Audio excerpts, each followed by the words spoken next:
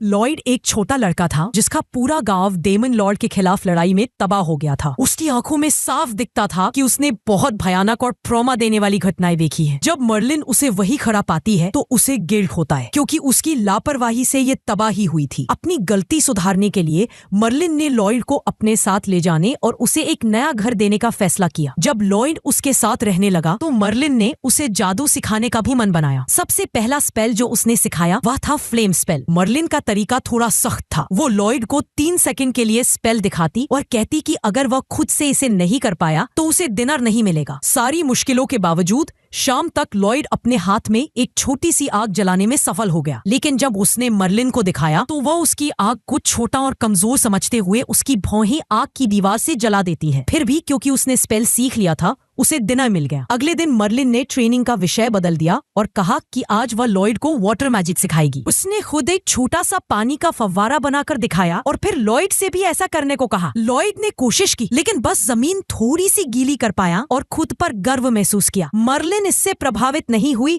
और उसने लॉयड पर बहुत सारा पानी डालकर असली पानी के जादू का अनुभव कराया। समय के साथ लॉयड की ट्रेनिंग जारी रही। वह पूरी मेहनत से स्पेल सीखता रहा और मर्लिन उसे तब डांटती जब वह ठीक से नहीं कर पाता। लेकिन मर्लिन के सख्त तरीकों का असर दिखने लगा। सर्दियों तक लॉयड इतना माहिर हो गया कि वह एक उंगली हिलाकर मर्लिन की बर्फ की मूर्ति बना सकता था। मर्लिन को यह सोच समझकर अच्छा लगा लेकिन उसने अपनी कड़क छवि बनाए रखी। उसने बर्फ की मूर्ति को 30 फीट ऊंचा कर दिया और लॉयड को पकड़ लिया ताकि वह असली स्नो मैजिक का अनुभव कर सके। बर्फ गिर गई और लॉयड जमीन पर गिर पड़ा। लेकिन अब दोनों के बीच अच्छी समझ बन चुकी थी। लॉयड ने खुद को बर्फ से निकालते हुए मर्लिन से कहा कि वह अपनी जादू की काबिलियत पर और मेहनत करेगा, जिस पर मर्लिन मुस्कुराई। कुछ समय बाद एक सुबह मर्लिन सोफे पर लेटी हुई थी और उसे जबरदस्त हैंगओवर था क्योंकि उसने पिछली रात ज्यादा पी ली थी। लॉयड उसकी तबीयत पूछने गया तो मर्लिन ने कहा कि वे बहुत बुरा महसूस कर रही है। मदद करने के लिए लॉयड ने अपनी हथेली मर्लिन की पेशानी पर रखी और अपना व्हाइट मैजिक सक्रिय किया, जिससे मर्लिन कुछ ही सेकंड में ठीक हो गई। मर्लिन ने उसे गले लगाकर धन्यवाद दिया लेकिन फिर कहा कि अब ट्रेनिंग फिर से शुरू करनी है। ऐसे ही कई साल बीत गए। एक दिन मर्लिन को एक किताब मिली जिसे देखकर वह चिंतित हो गई। उसी वक्त लॉयड ने दरवाजा खटखटाया और बताया कि डिनर तैयार है। मर्लिन ने किताब रखने के दौरान गलीपी से उसे गिरा दिया। जब लॉयड ने किताब उठाई और उसे छुआ तो अचानक उसके दिमाग में भारी मात्रा में जानकारी आ गई। वह बेहोश हो गया। मर्लिन ये देखकर हैरान रह गई क्योंकि उसे पता चला कि लॉयड में चुने हुए व्यक्ति की विशेषताएं हैं। उसने लॉयड को बिस्तर पर सुला दिया और उसकी पेशानी पर एक स्पेल डाल दिया ताकि वह अपनी ताकत पर घमंड न करे, जैसा मर्लिन ने किया था। अगले दिन लॉयड की ट्रेनिंग फिर से शुरू होती है। इस बार मर्लिन उसे जंगल में ले जाती है ताकि वह अपनी व्हाइट मैजिक की प्रैक्टिस कर सके। लॉयड एक फल पर अपना जादू आजमाता है जिससे वो फल एकदम पका और रसीला हो जाता है। मर्लिन उसकी तारीफ करती है कि उसने अच्छा काम किया है लेकिन साथ ही यह भी दिखा देती है कि अभी लॉयड को बहुत कुछ सीखना बाकी है। वो खुद पेड़ पर हाथ रखती है और व्हाइट मैजिक से पूरा पेड़ हरा भरा और घना बना देती है। रात को मर्लिन लॉयड को पढ़ाई में मदद कर रही होती है और उसे समझाती है कि कुछ ऑर्क्स होते हैं जो रेयर मैजिक से मॉन्स्टर्स को कंट्रोल कर सकते हैं। पढ़ते पढ़ते लॉयड को एंशिएंट मैजिक के बारे में पता चलता है। जैसे ही वो इसका जिक्र करता है मर्लिन का मूड बदल जाता है और वो कहती है कि लॉयड को ये सीखने की जरूरत नहीं है। मर्लिन की बाकी क्लासेस में वह लॉयड को सिखाती है कि मैजिक स्टाफ को कितनी जल्दी समन करना चाहिए। लेकिन जब लॉयड ये जल्दी नहीं कर पाता तो मर्लिन अपना स्टाफ घुमाकर उसे गिरा देती है। इसके बाद वह उसे समझाती है कि चाहे जितना भी ताकतवर बन जाओ ट्रेनिंग को कभी हल्के में मत लेना। लॉयड भी वादा करता है कि वो हमेशा मेहनती रहेगा। एक और लेसन में मर्लिन लॉयड को मैजिक स्टोन्स के बारे में बताती है। ये जादू की क्रिस्टलाइज फॉर्म होती है और इनकी ताकत आसपास की चीजों को भी मैजिक स्टोन में बदल सकती है। कुछ साल बीत जाते हैं। एक दिन मर्लिन लॉयड को एकदम सुनसान जगह ले जाती है। उसे एक चाकू देती है और कहती है कि अब उसे इस जंगल में सरवाइव करके खुद घर लौटना है। मर्लिन बिना किसी बहस के वहाँ से गायब हो जाती है और लॉयड वाकई फंस जाता है। मर्लिन के जाते ही एक सफेद भेड़िया सामने आ जाता है और लॉयड पर अटैक कर देता है। लॉयड अपनी जान बचाने के लिए भागता है और एक पेड़ पर चढ़कर छुप जाता है। उसे लगता है कि उसके जैसे व्हाइट मैजिशियन का जादू इतने बड़े मॉन्स्टर पर नहीं चलेगा। वो सबसे सही तरीका है कि वो छुपते छुपाते घर लौटे। वो मैजिक से एरिया स्कैन करता है और पता चलता है कि वो घर से काफी दूर है। अब उसके पास धीरे धीरे जंगल जंगल पार करने के अलावा कोई चारा नहीं है। रात होते ही वो अपने स्पेंस की प्रैक्टिस करता है ताकि और सुधार कर सके। ऐसे कई दिन बीत जाते हैं। एक बार गलती से वो एक टहनी पर पैर रख देता है, जिससे एक विशाल मकड़ी को उसकी मौजूदगी का पता चल जाता है। लॉयड घबरा जाता है और तुरंत स्पीड बहाने वाला जादू लगाकर उल्टी दिशा में भागता है। आखिरकार वह किसी तरह घर पहुंच ही जाता है, लेकिन थकान से दरवाजे के बाहर ही गिर जाता है। मर्लिन उसे देखकर बहुत गर्व महसूस करती है कि वह खुद से वापस लौट आया। कुछ और साल बीत जाते हैं। एक दिन लॉयड सफाई करते हुए मर्लिन की डेस्क पर एक किताब देखता है, जिसमें किसी टाउन के बारे में लिखा होता है। वह मर्लिन से पूछता है कि क्या वह किताब ले सकता है, और मर्लिन उसे किताब दे देती है। अब तक लॉयड अपनी ट्रेनिंग लगभग पूरी कर चुका होता है, तो उसे मर्लिन की रोज रोज की क्लासेस से राहत मिल जाती है। अब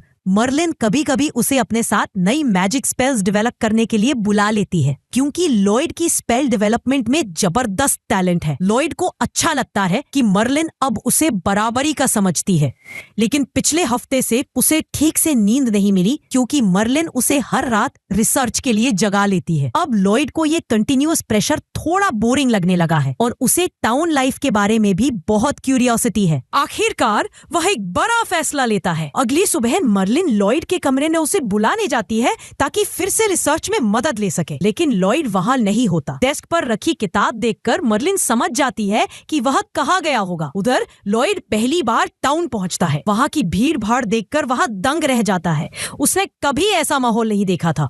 वह एक ब्रेड खरीदता है, लेकिन उसके पास सारे पैसे खत्म हो जाते हैं। उसे समझ आता है कि अब उसे कोई जॉब ढूंढनी होगी। तभी एक एडवेंचरर रिक्रूटमेंट पोस्टर उसके चेहरे से टकराता है और लॉयड तय करता है कि अब वह एडवेंचरर बनेगा। इसी दौरान एक रहस्यमयी आदमी लगातार लॉयड का पीछा कर रहा था और उसकी हरकतों में गहरी दिलचस्पी ले रहा था। जब लॉयड एडवेंचरर पार्टी में शामिल हो जाता है, तो वह अपनी नई टीम के साथ किले की छत पर एक विशाल साइक्लोप्स से लड़ने जाता है। पार्टी का लीडर एलन हीलर शीना से उसे ठीक करने के लिए कहता है, लेकिन ठीक उसी वक्त लॉयड अपनी रिफाइंड स्टैट बफ मैजिक कास्ट कर देता है, जिससे सभी की हालत एकदम शानदार हो जाती है। मगर किसी को भी पता नहीं चलता कि ये सब लॉयड की वजह से हुआ है, क्योंकि उसने कुछ बोला ही नहीं। बफ के बाद आर्चर सीधा साइक्लोप्स की आंख में तीर मारता है। फिर मैग उसकी एक पंच को ब्लॉक कर लेती है और खुद भी हैरान रह जाती है कि ये इतना आसान कैसे हो गया। एलन भी अपनी अचानक बड़ी ताकत पर कोई सवाल नहीं उठाता और पूरे कॉन्फिडेंस के साथ साइक्लोप्स को एक ही वार में गिरा देता है। हालांकि नाइट को थोड़ा शक जरूर होता है कि लॉयड का इसमें कोई हाथ है। साइक्लोप्स को हराने के बाद पार्टी वापस टाउन लौटती है और एलन को हीरो की तरह ट्रीट किया जाता है, क्योंकि साइक्लोप्स को हराना यहाँ किसी के बस की बात नहीं थी। जीत का इनाम भी काफी बड़ा था, लेकिन एलन लॉयड को सिर्फ 5 सिक्के देता है और कहता है कि वो अभी नया एडवेंचरर है, इसीलिए पेमेंट कम है। लॉयड बिना शिकायत के पैसे ले लेता है। जब एलन पार्टी की जीत के लिए टोस्ट करने को कहता है, तो लॉयड मना कर देता है, क्योंकि उसे पार्टी का हिस्सा बनने का मन नहीं है। पार्टी की मैजिशियन को बुरा लगता है कि लॉयड उनके साथ नहीं पीना चाहता, लेकिन एलन उसे समझा देता है कि कोई बात नहीं, वैसे भी वे कोई और व्हाइट मैजिशियन हायर कर सकते हैं, और लॉयड ने पार्टी में कोई खास योगदान भी नहीं दिया। उधर मर्लिन के घर पर वही रहस्यमयी आदमी पहुंचता है जो लॉयड का पीछा कर रहा था। मर्लिन उसे पूछती है कि लॉयड के बारे में कोई नई खबर है या नहीं। फिर उसे बताता है कि लॉयड टाउन पहुंच गया है और हीरो पार्टी में शामिल हो गया है। मर्लिन को तसल्ली होती है कि लॉयड सुरक्षित है। उसे लगता है कि अब वक्त आ गया था कि लॉयड अपनी दुनिया खुद देखे और सीखे। मर्लिन को बस यही डर है कि कहीं लॉयड भी उसकी तरह घमंडी ना हो जाए, वरना सब गड़बड़ हो सकता है। विल मर्लिन से पूछता है कि क्या उसे उस दिन की घटना का अब भी पछतावा है। मर्लिन के चेहरे पर खुद से नाराजगी झलकती है, क्योंकि वह अपनी गलती याद करती है। उस वक्त डेमन लॉर्ड ने मैजिक बुक पाने के लिए खुद को ब्लास्ट करने की धमकी दी थी और मर्लिन इस खतरे को समझ नहीं पाई थी। नतीजा ये हुआ कि पूरा गांव एक झटके में तबाह हो गया। सब लोग इंक्लूडिंग मर्लिन मारे गए। किस्मत से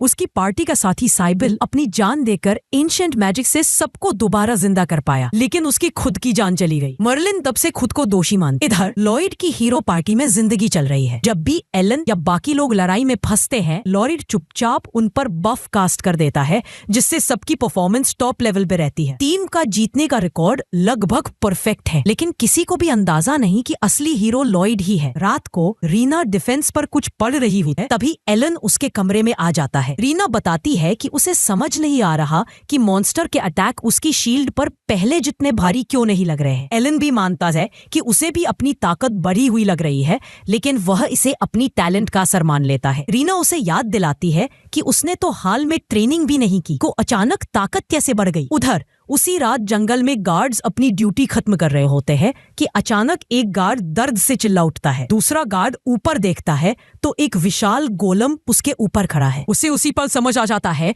कि ये छोटी सी नौकरी उसकी जान ले लेगी। अगली सुबह गार्ड कप्तान एलन से मदद मांगता है। वह बताता है कि रात की ड्यूटी पर गए गार्ड्स को बेरहमी से मार दिया गया। एलन तुरंत मदद के लिए तैयार हो जाता है क्योंकि उसे लगता है कि गोलम को हराना आसान होगा। उसी दिन वे सब घटनास्थल पर पहुंचते हैं और लॉयड की ट्रैकिंग मैजिक की मदद से वे झरने के पीछे बनी एक गुफा में गोलम को ढूंढ लेते हैं। लॉयड लगातार अपनी टीम को सपोर्ट करता रहता है, इसलिए वे लोग आसानी से गोलम को हरा देते हैं। लेकिन उसी वक्त पास ही एक डेमन छुपा होता है जो छत की चट्टानों से एक और गोलम बना देता है। लॉयड गौर से देखता है तो समझ जाता है कि डेमन अपने स्टाफ और एक मैजिक स्टोन की मदद से गोलम को कंट्रोल कर रहा है। लॉयड जानता है कि मैजिक स्टोन्स बहुत खतरनाक होती है, इसलिए उसे जल्दी एक्शन लेना होगा। वो एक्यूरेसी बफ स्पेल कास्ट करता है और लुलू को डेमन पर तीर चलाने का ऑर्डर देता है। लुलू को लॉयड का अचानक आदेश देना थोड़ा अजीब लगता है, खासकर क्योंकि डेमन दीवार के पीछे छुपा है, लेकिन वो फिर भी तीर चला देती है और तीर किसी तरह सही जगह जाकर लग भी जाता है। इसके बाद लॉयड मिया को कहता है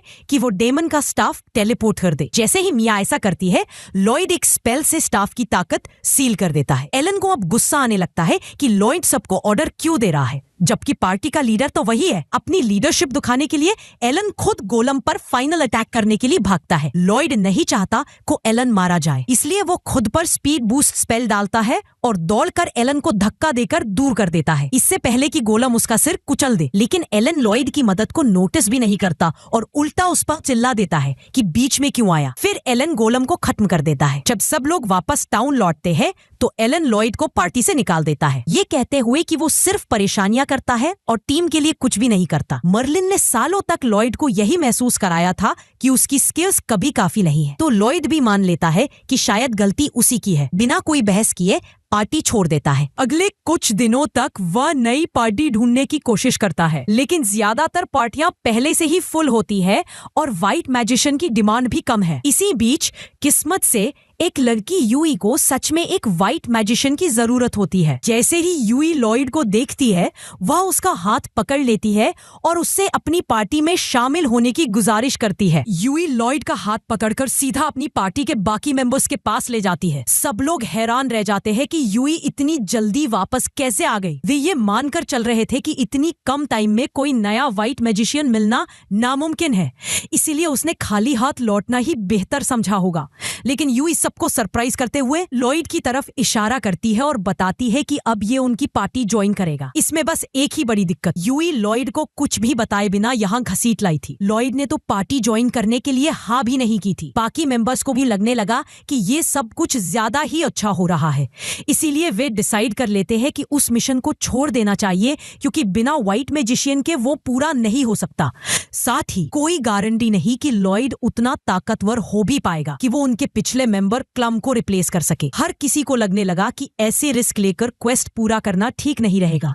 हालांकि यूई क्वेस्ट छोड़ना नहीं चाहती, क्योंकि उसकी क्लाइंट को वाकई मदद चाहिए। लॉयड को सभी डिटेल्स नहीं पता, लेकिन उसे इतनी समझ आ गई थी कि ये क्वेस्ट वाकई जरूरी है। वह पूछता है क्या ये काम किसी और पार्टी को दिया जा सकता है, लेकिन बाकी मेंबर्स बताते हैं कि ऐसा मुमकिन नहीं है। ये क्वेस्ट ए रैंक है और सिर्फ उतनी ही रैंक या उससे ऊपर की पार्टी को इसे लेने की इजाजत है, और फिलहाल कैपिटल की बाकी सारी ए रैंक पार्टीज पहले से दूसरी मिशन पर जा चुकी है। यूई की टीम एस रैंक है, इसलिए वे इस मिशन के लिए एलिजिबल है, लेकिन उनके रेगुलर व्हाइट मैजिशियन के जाने से उन्हें रिप्लेसमेंट चाहिए था। गिल्ड के रूल्स के मुताबिक पार्टी केवल उन्हीं लोगों के साथ काम कर सकती है जो ऑफिशियली पार्टी में रजिस्टर्ड हैं, इसलिए वे किसी और पार्टी के व्हाइट मैजिशियन को भी लोन पर नहीं ले सकते। इतनी जल्दी एक अनअफिलिएटेड व्हाइट मैजिशियन ढूंढना लगभग नामुमकिन है। लॉयड जरूर उनकी मदद करना चाहता था, लेकिन उसे सच में लगता है कि वो एस रैंक पार्टी के लिए काफी नहीं है। इससे पहले कि वह कुछ कह सके, यूई पूरे भरोसे के साथ बोलती है कि अगर लॉयड उनकी टीम में है तो सब सही रहेगा। फिर वे सब लॉयड को बाहर एक खुले मैदान में ले जाते हैं ताकि उसकी एबिलिटी चेक कर सके। वैसे अब तक लॉयड ने इस सबके लिए रजामंदी भी नहीं दी थी। वहां पहुंचकर यूई लॉयड से अपनी ताकत दिखाने की रिक्वेस्ट करती है, लेकिन लॉयड को लगता है कि उसके स्पेल्स एस रैंक पार्टी के लिए शायद इंप्रेसिव नहीं होंगे, खासकर क्योंकि उसकी गुरु भी एस रैंक रही है। डैगस यूई से कहता है कि ऐसे अचानक पब्लिक में लॉयड को मजबूर करना ठीक नहीं, और अगर टेस्ट लेना है तो ये भी बता देना चाहिए कि कौन सा स्पेल दिखाना है। डैगस की बात सही लगती है तो यूई साफ साफ बताती है कि लॉयड वो सब पर एन्चांटमेंट बढ़ाने वाला मैजिक डाल रहा है। लॉयड को ये सुनकर शॉक लगता है क्योंकि उसे ये बिल्कुल भी एस रैंक टेस्ट जैसा महसूस नहीं होता। कंफर्म करने के लिए वो यूई से पूछता है कि क्या सच में सिर्फ सब पर एक साथ इंप्रूवमेंट स्पेल डालना है, और यूई कहती है हाँ, लेकिन उसे ये सब पर एक साथ लगाना है। ये सुनकर लॉयड और भी कंफ्यूज हो जाता है क्योंकि वो तो पहले भी कई बार मल्टी टारगेट पर स्पेल डाल चुका है और उसके लिए ये कोई बड़ी बात नहीं। अब उसे लगता है शायद ये टेस्ट है तो इसके पीछे कोई छुपा हुआ मतलब होगा, लेकिन नहीं, पार्टी सिर्फ यही चाहती है कि लॉयड उन सब पर एन्चांटमेंट मैजिक चला दे। सच तो ये है कि उन्हें लगता है शायद लॉयड के लिए ये बहुत मुश्किल होगा। वे लॉयड से पूछते हैं क्या वो कर सकता है, और लॉयड कहता है हाँ, लेकिन मन ही मन उसे ये टेस्ट कुछ ज्यादा ही आसान लग रहा है। लॉयड अपना स्टाफ समन करता है और सब पर एनहांसमेंट मैजिक डाल देता है, लेकिन यूई का ध्यान इस बात पर जाता है कि लॉयड ने स्टाफ एकदम हवा से निकाल लिया। वह हैरान होकर पूछती है कि ये स्टाफ आया कहाँ से। लॉयड समझाता है कि ये बस बेसिक स्टोरेज मैजिक है, इसमें कोई बड़ी बात नहीं। उसके लिए असली सवाल ये है कि यूई को उसके एनहांसमेंट मैजिक का असर कैसा लग रहा है। यूई को तो पहले समझ ही नहीं आया कि लॉयड ने कुछ जादू किया भी है या नहीं, लेकिन अब ध्यान देती है तो खुद को काफी ताकतवर महसूस करने लगती है। बाकी मेंबर्स भी कुछ नया महसूस करते हैं, पर ये आम एनहांसमेंट मैजिक जैसा नहीं लग रहा। जानने के लिए यूई अपनी तलवार निकालती है और एक पेड़ पर तेजी से मारती है, बस टेस्ट करने के लिए। वह खुद हैरान रह जाती है क्योंकि पेड़ को एक ही बार में उसने आसानी से काट दिया, जबकि उसने ऐसा करने का इरादा भी नहीं किया था। यूई और बाकी सबको तो यकीन ही नहीं होता कि उन्होंने क्या देखा, लेकिन लॉयड को लगता है कि ऐसा तो हमेशा होता है जब वो एनहांसमेंट डाले। यूई और बाकी मेंबर्स को तो लग रहा था कि वो बस स्ट्रेंथ पफ डालेगा, लेकिन लॉयड को वो बहुत सिंपल लगा, इसलिए उसने डिफेंस, स्पीड, माना और विटालिटी ऑल इन वन बफ डाल दिया। अब सभी की चुप्पी लॉयड को अलग ही मैसेज दे देती है। उसे लगता है कि शायद उसने कुछ गड़बड़ कर दी या सबको निराश कर दिया। वो माफी मांगता है और मान लेता है कि शायद उनकी पार्टी में ऐसे व्हाइट मैजिशियन की जरूरत ही नहीं है। वो जाने लगता है, लेकिन यूई उसे रोक लेती है। वो इतनी टैलेंटेड इंसान को जाने नहीं देना चाहती, वो लॉयड से और जानना चाहती है, इसलिए कुछ सवाल पूछती है। बातों बातों में पता चलता है कि लॉयड पहले हीरो पार्टी का हिस्सा रह चुका है। यूई के लिए ये काफी बड़ी बात है क्योंकि हीरो पार्टी पूरे किंगडम में फेमस है। लॉयड हालांकि अपनी पुरानी पार्टी से निकाले जाने की वजह बताता है कि उसे काफी नहीं समझा गया, इसलिए अपना खुद का महत्व ज्यादा नहीं मानता। टैग्स और बाकी मेंबर्स को ये सारी बातें अजीब लगती हैं, क्योंकि उन्होंने आज तक किसी व्हाइट मैजिशियन को इतनी सारी एनहांसमेंट टाइप्स एक साथ डालते नहीं देखा। लेकिन लॉयड को अभी भी लगता है कि दुनिया में उससे ज्यादा काबिल लोग जरूर होंगे। वह यूई और सबको कहते हैं कि शायद उनके लिए उनका पुराना व्हाइट मैजिशियन क्लम ही ज्यादा अच्छा रहेगा, लेकिन यूई की पार्टी के लिए ये ऑप्शन नहीं है। क्लम, जो पहले उनकी व्हाइट मैजिशियन थी, छोटी बहन बहुत बीमार है। क्लम अभी तक एडवेंचरिंग करते हुए अपनी बहन की देखभाल भी कर रही थी और अब वह इतनी थक चुकी है कि फील्ड में फोकस नहीं कर पाती। इसी वजह से अंत में वह पार्टी छोड़ गई। सबको पता है कि क्लम ने सिर्फ जिम्मेदारी से बचने के लिए नहीं बल्कि टीम के लिए यह फैसला लिया था और कोई भी उसे छोड़ना नहीं चाहता था, मगर सबने उसकी इच्छा का सम्मान किया। यही वजह थी कि अब उनकी पार्टी ए रैंक क्वेस्ट के लिए एक नया व्हाइट मैजिशियन तलाश रही थी। आमतौर पर वे बिना हीलर के भी क्वेस्ट पूरे कर लेते थे, लेकिन ए रैंक मिशन में वाकई डेडिकेटेड हीलर का होना जरूरी था। लॉयड को महसूस होता है कि सब लोग क्लम की बहुत परवाह करते हैं और अगर हो सके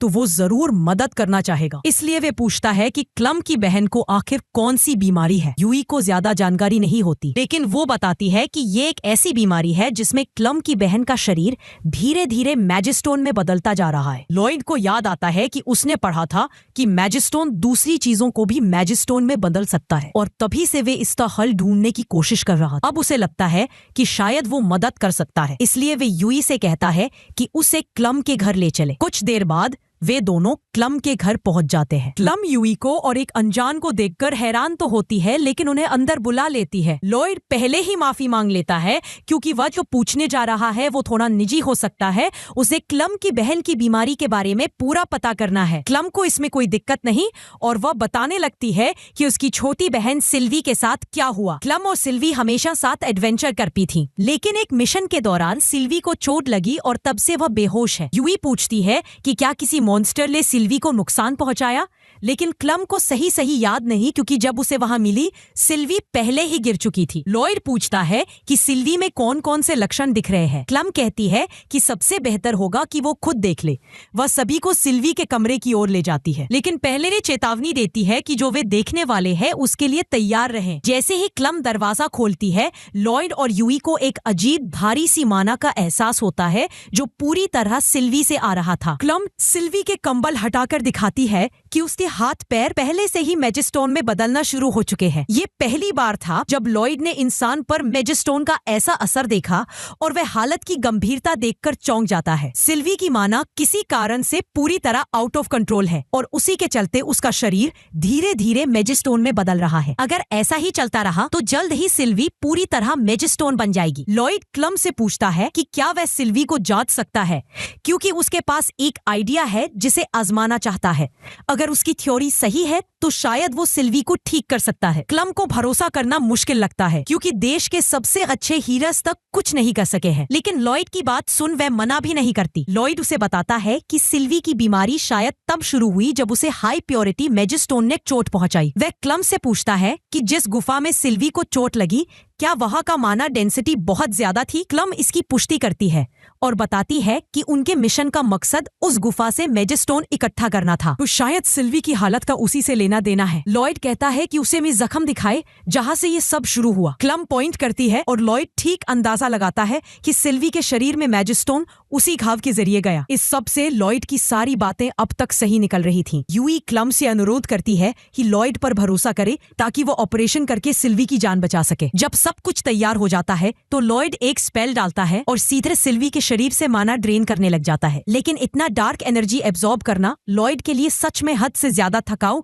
और खतरनाक साबित होने लगता है। सिल्वी की बीमारी की असली वजह थी कि मैजिस्टोन के लगने के बाद उसकी माना बेकाबू हो गई थी। अगर लॉयड उसे फिर से नॉर्मल बनाना चाहता था तो उसे उसके शरीर से जितना हो सके उतनी माना निकालनी थी। लेकिन साथ ही ये भी ध्यान रखना था कि कहीं सिल्वी की माना इतनी कम ना हो जाए कि उसकी जान को खतरा हो जाए। इसलिए लॉयड ने प्लान किया कि वह एक साथ उसकी माना ड्रेन भी करेगा और हील स्पेल भी डालेगा। लॉयड जादू डालना शुरू करता है, लेकिन क्लम उसके हील स्पेल को पहचान नहीं पाती। वह पूछती है कि इसमें क्या अलग है। लॉयड समझाता है कि वह सिल्वी के शरीर से जो एक्स्ट्रा एनर्जी खींच रहा है उसे भी यूज करना है, इसलिए वह जानबूझकर एक लो लेवल हील स्पेल डाल रहा है जिससे ज्यादा माना कंज्यूम हो सके। ये हील स्पेल वर्जन काफी माना लेता है, इसलिए ऐसा करना जरूरी है। यूई को व्हाइट मैजिशियन का टेक्निकल बैकग्राउंड ज्यादा समझ नहीं आता, तो वह क्लम से पूछती है कि जो लॉयड कर रहा है वह कुछ खास है क्या? सच कहे तो खास शब्द भी लॉयड के काम के आगे फीका लग रहा था। लॉयड खुद का डिजाइन किया हुआ एक स्पेल इस्तेमाल कर रहा था। वह एक साथ दो तरह की जादू कर रहा था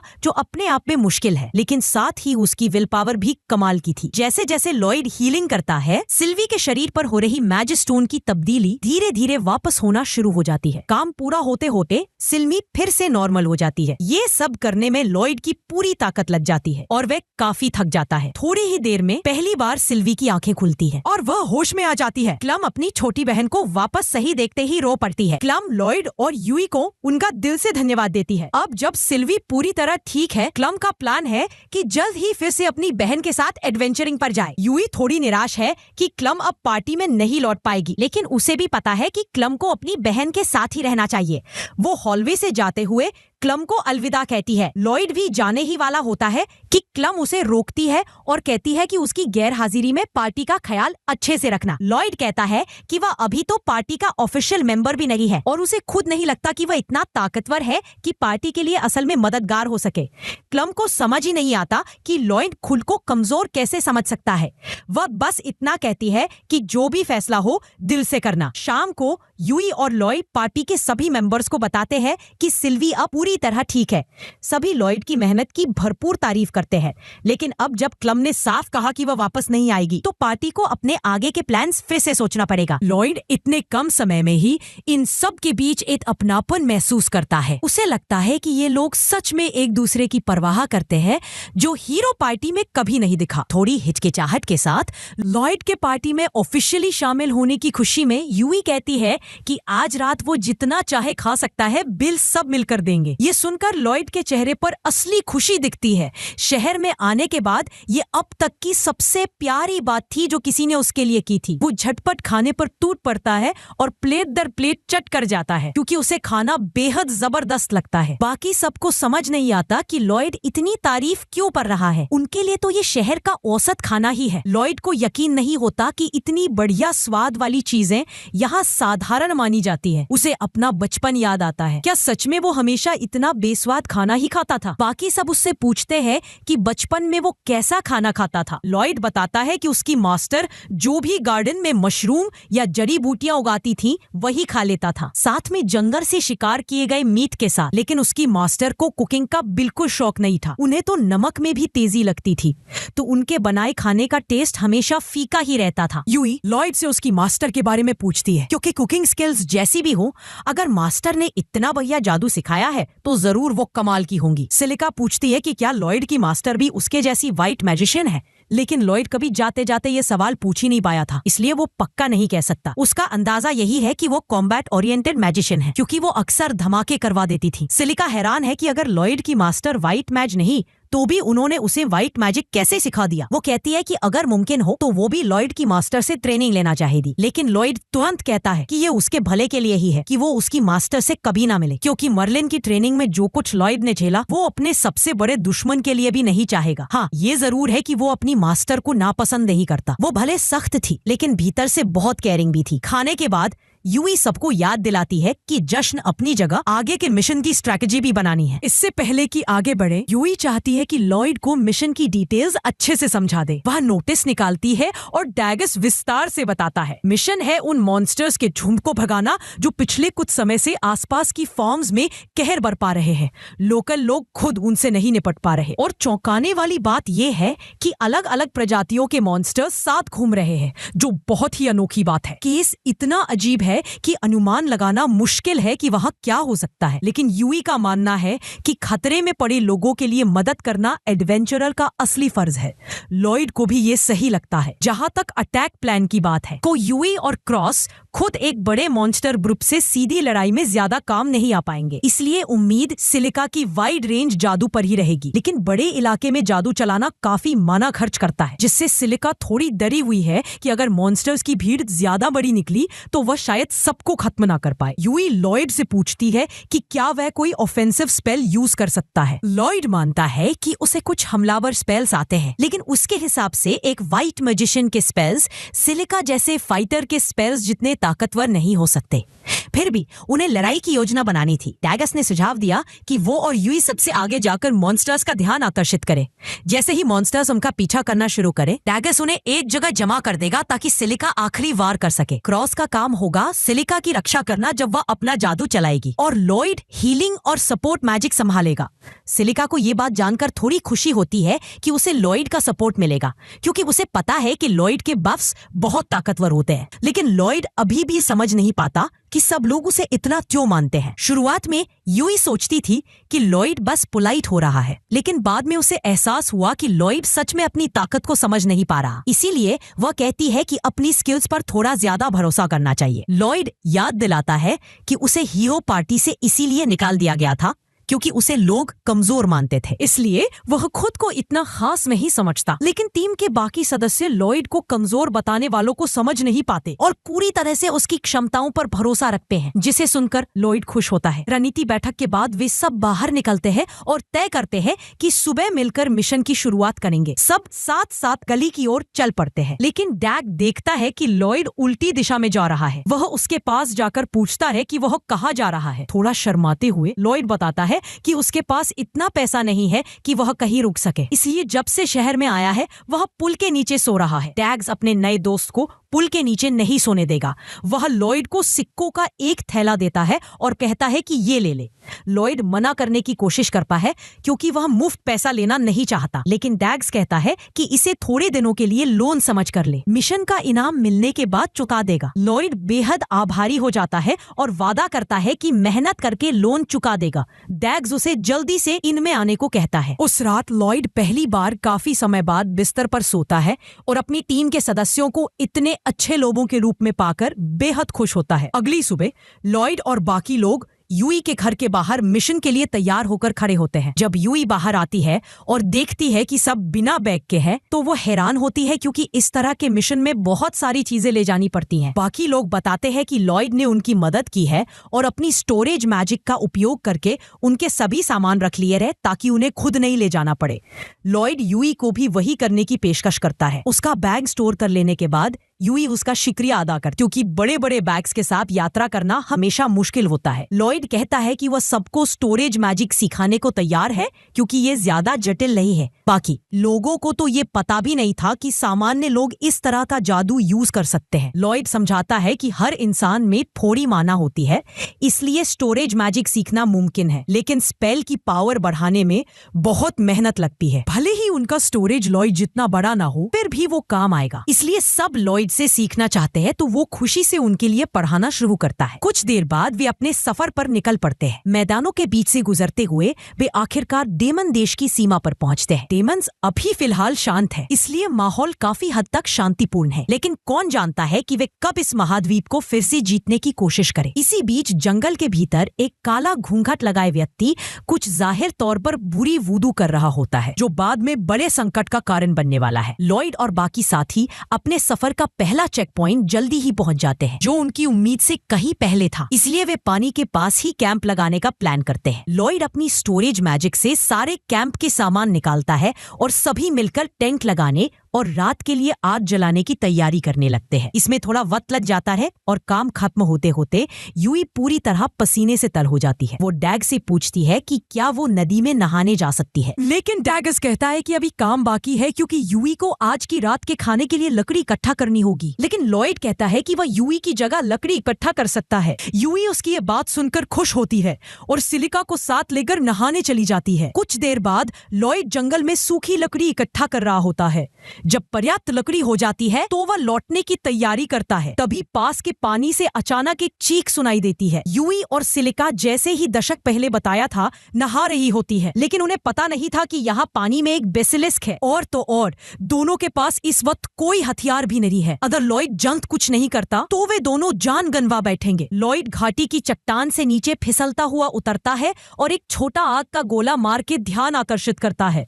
जब बेसिलिस्क ध्यान भटकता है, वह यूई और सिलिका को किनारे तैरने का निर्देश देता है। फिर वह अपनी स्टोरेज से उनके हथियार निकालकर उन्हें फेंकता है और एक साथ उन पर शक्ति बढ़ाने वाला जादू डालता है। अब जब वे लड़ने के लिए तैयार हो जाते हैं, यूई कूद पड़ती है और एक वार में बेसिलिस्क का एक सिर काट देती है। सिलिका अपने सिर पर ला चुकी आग को फेंकने की तैयारी करती है और दोनों तुरंत बचते हैं। सिलिका की आग से बाकी बेसिलिस्क एक ही झटके में राख हो जाता है। सिलिका खुद भी हैरान है कि उसने इतनी भयंकर आग कैसे पैदा की, क्योंकि उसने पहले कभी ऐसा नहीं किया था। लॉयड ने बताया नहीं कि उसने सिलिका को पहले बफ स्पेल दिया था, इसलिए सिलिका समझ ही नहीं पाई कि क्या हुआ। साथ ही एक मौके पर यूई का तौलिया अचानक उसके शरीर से उतर जाता है, लेकिन वह इस बात पर चर्चा करना पसंद नहीं करता। कैंप लौटकर ध्यान भटकाने के लिए लॉयड सभी को स्टोरेज मैजिक सिखाना शुरू करता है।